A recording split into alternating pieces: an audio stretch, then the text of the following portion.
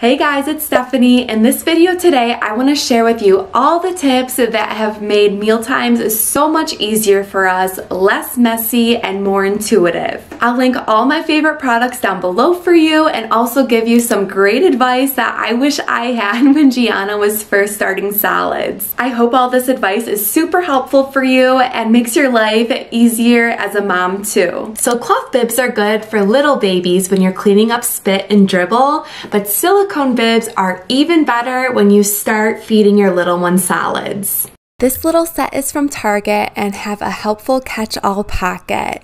The best part is that they are so easy to clean, which made them a total game changer for our mealtime routine. Just rinse, clean, and hang to dry for your next eating session.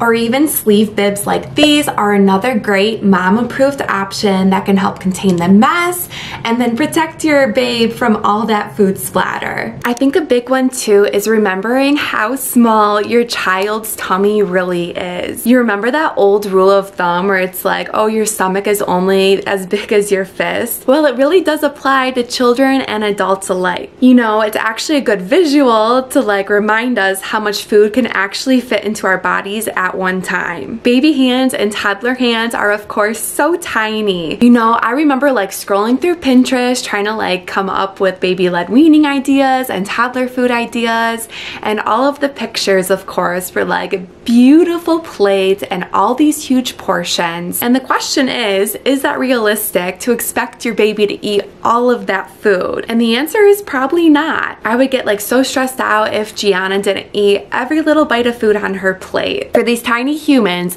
it's definitely better to serve up portions that make more sense for their tiny bodies. So keep that rule of thumb in mind the next time you are serving up food at meal times. Suction cup plates are also so helpful during mealtime. I specifically like this brand here by First Year because it has the 3 dividers right there. And then not only one suction cup, but 1, 2, 3 suction cups on the bottom. So the 3 suction cups actually make for more opportunities for the plate to actually stay on baby's height chair tray. Gianna has gotten 1 or maybe 2 suctions released, but she's never been able to get all 3 removed before dad or mom could come to the rescue. Definitely love these ones. However, they are not dishwasher or microwave safe, so that's kind of a bummer. But if you would rather have a suction cup plate that actually works, these are the ones right here. I was definitely nervous when we first introduced Gianna to solids, but something that made me more confident during mealtime was teaching her how to chew through imitation. So kind of taking your hands like this as if they're your mouth and really exaggerating the movement. So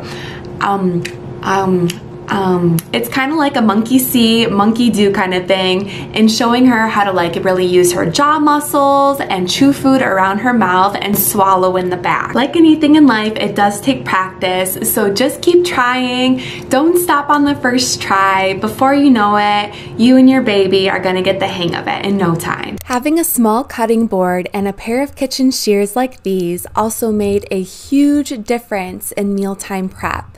With baby-led weaning, there is lots of cutting and tearing and chopping in order to make food the appropriate size for baby. These kitchen tools made me become so much more efficient instead of having to drag out the big chopping block each time, which helped make mealtime simpler for us. Something I wish I would have realized sooner too is that you don't have to take an all or nothing approach with food. In the beginning, I chose to do baby-led weaning with Gianna, and I felt like I had to stick with that method and that I couldn't try other things. But I'm here to tell you that you do not have to choose baby-led weaning over purees or homemade food over store-bought.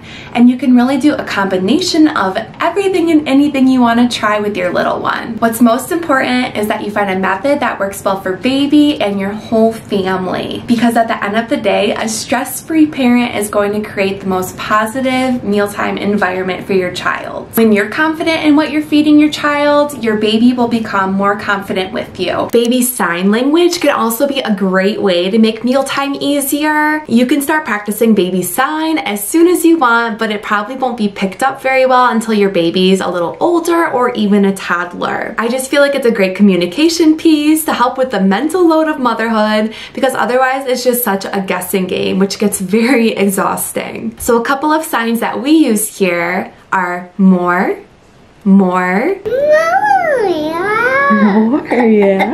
And then when like you're all done with your food, all done. All done.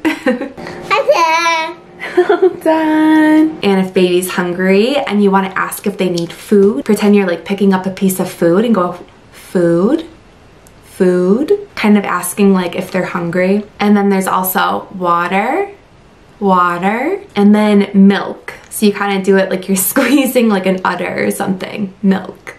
Baby sign does take like a lot of practice and repetition for your child to like actually understand it and use it and apply it, but I found that it's been really helpful. But knowing a couple of signs can definitely go a long way. A spill-proof cup is another must-have in our family, and in this 360 Munchkin cup here has truly held up to its name.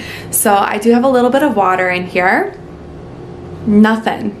Not a nothing comes out. We have tried so many sippy cups, and this is truly the only one I have found that is spill proof. It's great too that it's an open cup concept, because then it allows your little one to practice and strengthen those oral muscle movements. Cheers! Something else too that was super helpful in the beginning was following Instagram accounts that gave all sorts of baby and toddler food tips. One I really liked here was called Solid Starts, and it's just a really good way to like give you ideas of what your baby needs for like their nutrition levels, or how to cut different foods for different stages of growth. Solid Starts was a super great resource for me, and I'll make sure to link them down below. They just have such great information on pretty much everything baby food related. I like how too they keep you up to date with like all the information you need with their team of pediatric feeding experts and doctors. So that definitely makes my life easier as a first-time parent. I also wish I knew sooner that baby's appetite is kind of gonna be like this. It's gonna be like a roller coaster. One day your daughter might eat like a hungry hippo, and then the next day they want nothing at all, not even a single Cheerio, and just want to drink milk. And that would drive me crazy. But it's important to remember that so many factors can play into your child's appetites. Growth spurts, teething is a huge one, amount of sleep they get, it really can vary day to day. So my best advice for waxing and waning appetites, it's really good being able to look at your child's diet as like a week's worth rather than each individual day, to make sure they're getting plenty of balance in their diet. And also just remembering to like look at your child. Are they happy? Are they healthy? Those are all great reminders that you and your little one are honestly doing an awesome job at mealtime. Thank you guys so much for watching this video today. Make sure you give this video a like if you found it helpful, and let me know what your favorite mealtime tip was down below. Make sure you check out the other videos on my channel too, because I make tons of helpful content for first-time parents. I'm actually getting hungry myself and have to get lunch started for us, so I'll see you guys in the next one. Bye!